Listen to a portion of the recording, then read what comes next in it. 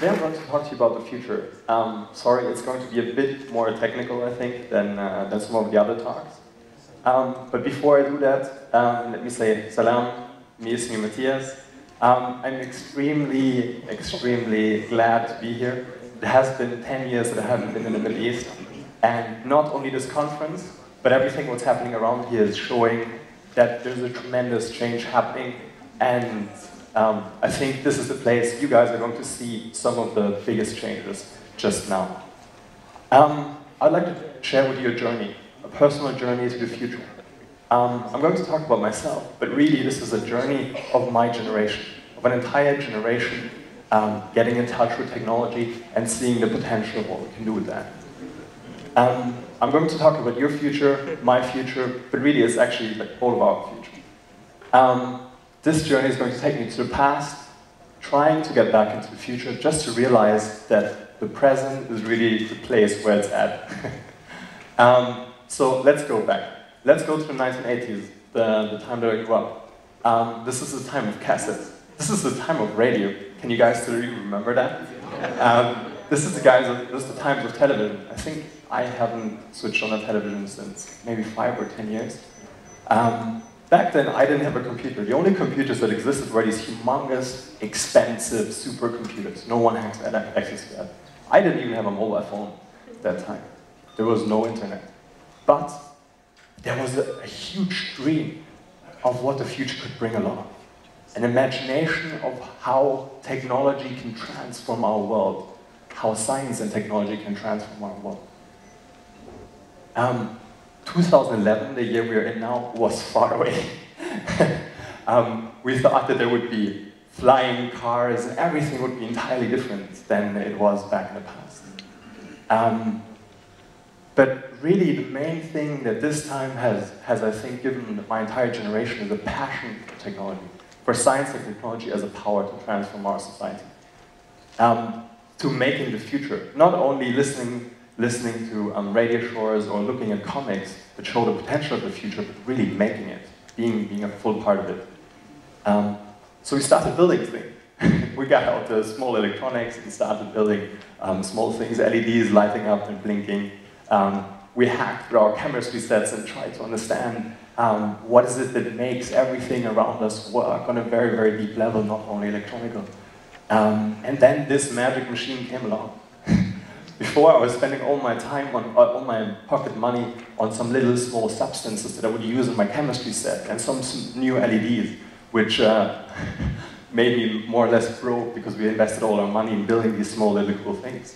But then this machine came along, a magical organism. We started building our own computers, started connecting the hard drive to the main board, playing around with all these elements that made up these computers. And what it really did is it gave us the ability to just transcend the limitations of the physical creation. We didn't have to buy these LEDs anymore. We didn't have to buy the chemical substances anymore. Suddenly, we had an infinite amount of resources at our disposal to experiment and to create new things. What really made a huge change was the internet. Because the small conversations that I had with my friends back then, let's say maybe 10, 15 friends that were hacking me and building these things, turned into hundreds and hundreds and hundreds of conversations with people in the Arab world, with people in America, with people in South America, and really gave us the ability to communicate with them and to share our dream and our knowledge. It just transcended geographies. I was just living in Germany at the time, and it gave us the possibility to reach out to all those people. It was a treasure chest of knowledge. We didn't have only one library anymore, but we had hundreds and hundreds and hundreds of libraries. But then one even greater thing came along, which was TED. I still can remember when somebody told me, even before there were any TED live streams, Craig Venter had spoken at TED. And he talked about sequencing the human genome, understanding the matter that we are made of, understanding our sort of like blueprint. And I was stunned when I heard that. I was like, how can he do that? The computers are still not fast enough. How can one human being look into the parts that make us? And that was really the point when I realized, well, what before was called chemistry and computer science and all these things is converging. These disciplines were just a construct of the old times. Now everything is coming together. It's connecting to each other. And it gave us a glimpse of the future and the potential. What would happen once we understand what we are made of, how our brain works? Can we even build computers that emulate ourselves, that can help us, that are even cleverer than human beings? And that, I think, gave an entire generation, gave us a sense that we're not bystanders. We really are part of what happens tomorrow. The young people now, and in that sense, I hope some of the students at the university are listening, I'm already a dinosaur. Even with my 25 years, I'm a dinosaur. Because those guys who are 10 years old, Jim's children, that are the people that are working on the really next big thing. And then we thought, how can we contribute? How can our generation contribute to making change happen even faster and to transcend it and to scale even more? And then we realized, well, there's one big thing, which are the innovators themselves.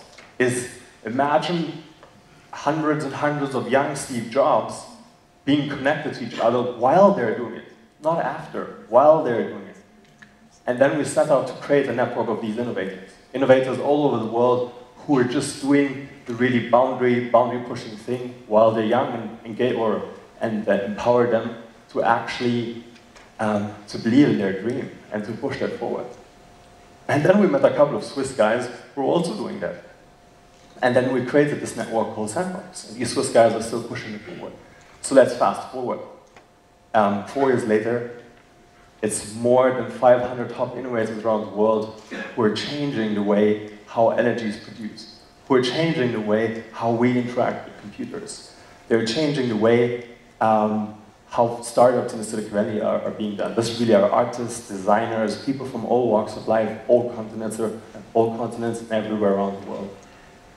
So imagine these 500 people who, in a very conservative manner, are connected to another 500 people, who again are connected to another 500 people, give us access to 125 million people at the same time. When the internet came up, there was this big talk about 6 degrees of separation, right? And how we could reach everyone through 6 degrees. Well, let's try that. Let's reevaluate it. So there's me, there's another member in Sandbox called Soraya.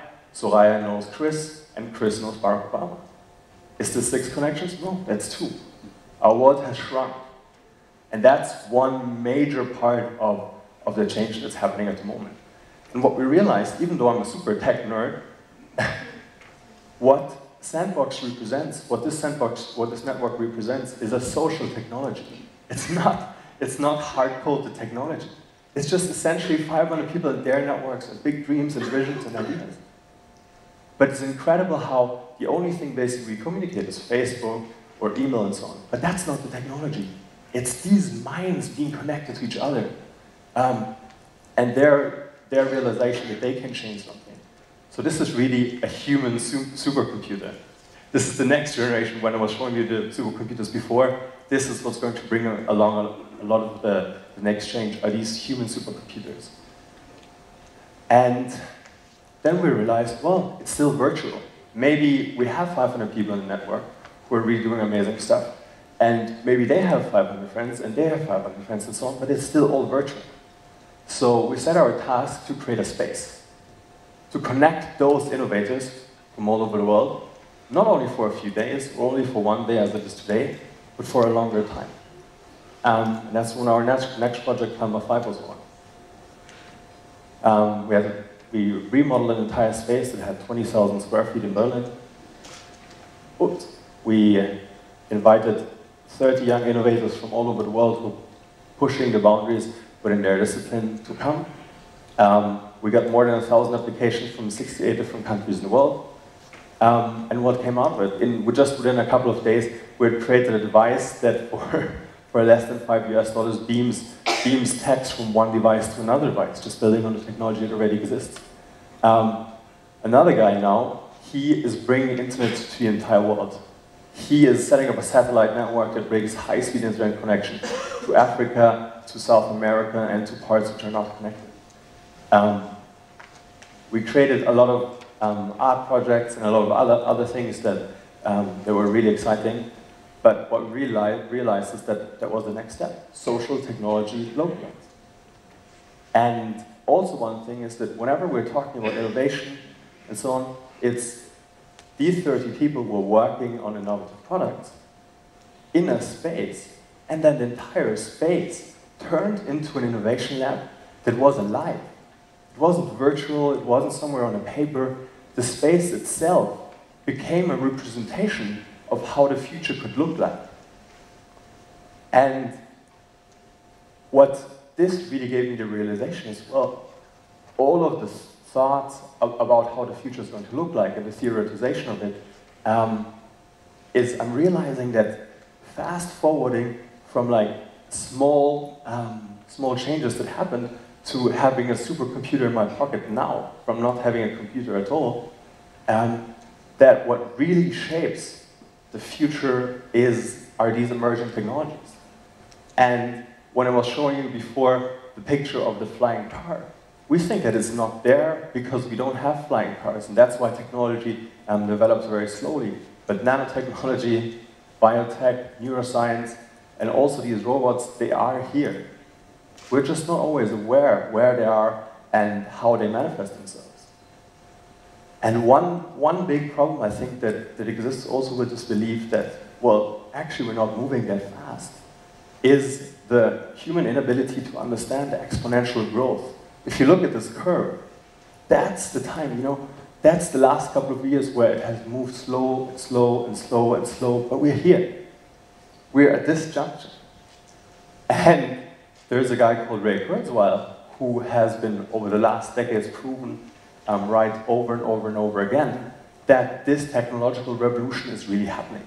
One of his main theories that he has is the Singularity theory. And he says that in a couple of years, in a very, very short time, there will be computers which have the same computing power as our human brain.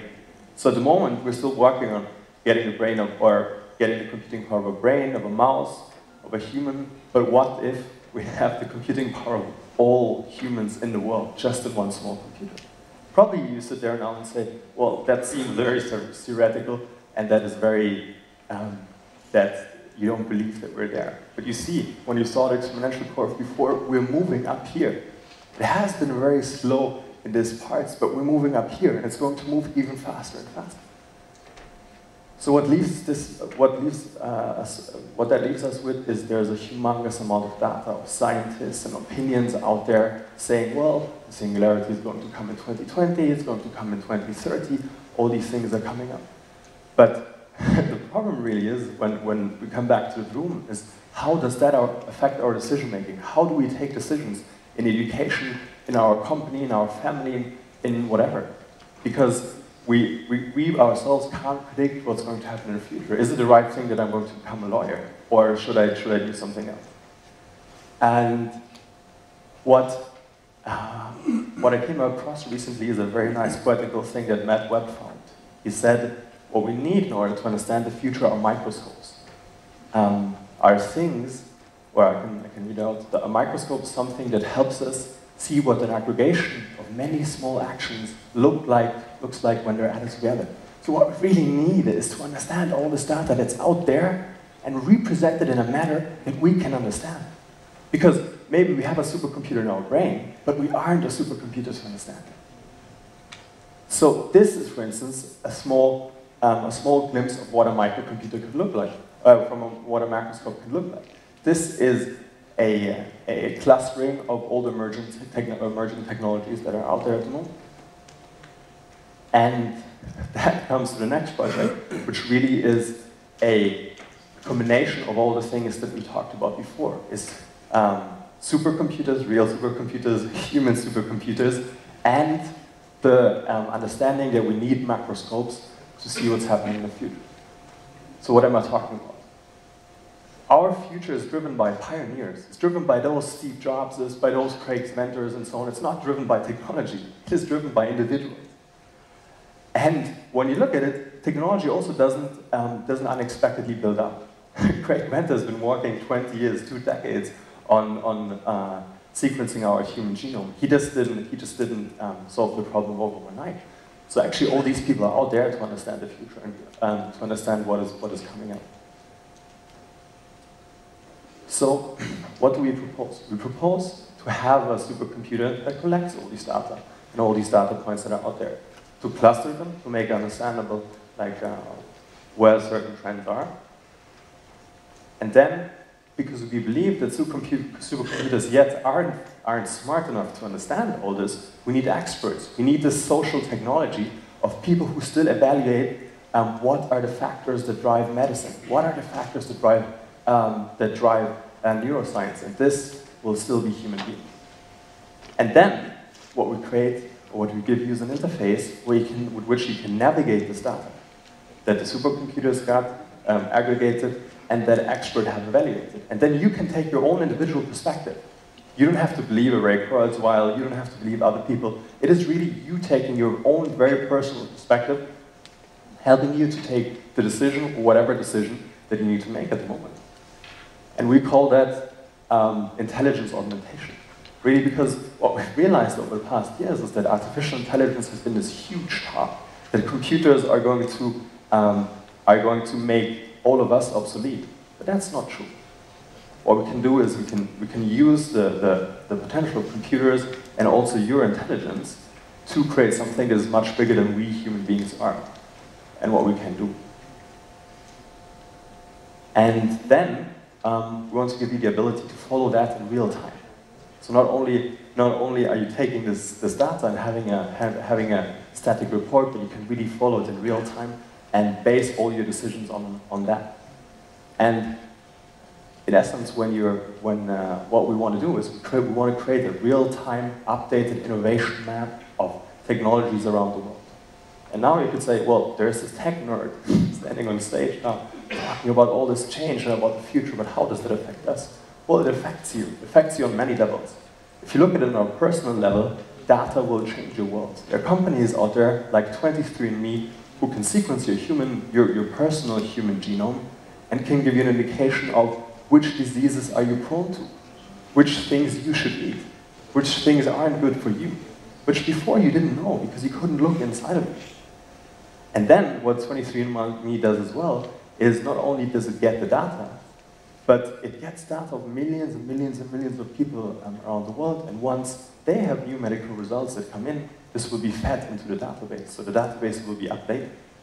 And so you'll get more information, you'll learn more about maybe a medical condition that you could have based on your genome. On a governmental level, I'm not sure if any government in the world really knows what the companies beyond the top 10% are doing, what the companies beyond Google, beyond Microsoft and so on are doing. I think once the governments can understand what their innovators are really working on, then they can set an innovation policy in place that helps us all, that helps those people.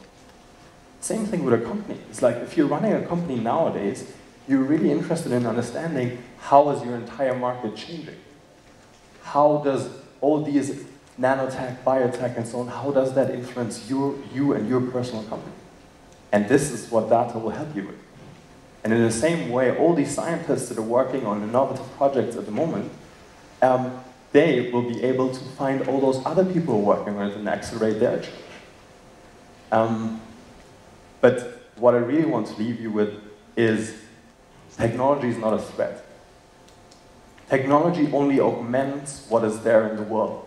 Facebook, looking at it, it's not a big technology. It only augments all those things that already are within us. It gives us the possibility to go beyond our human boundaries. And that's, I think, true for most other technologies.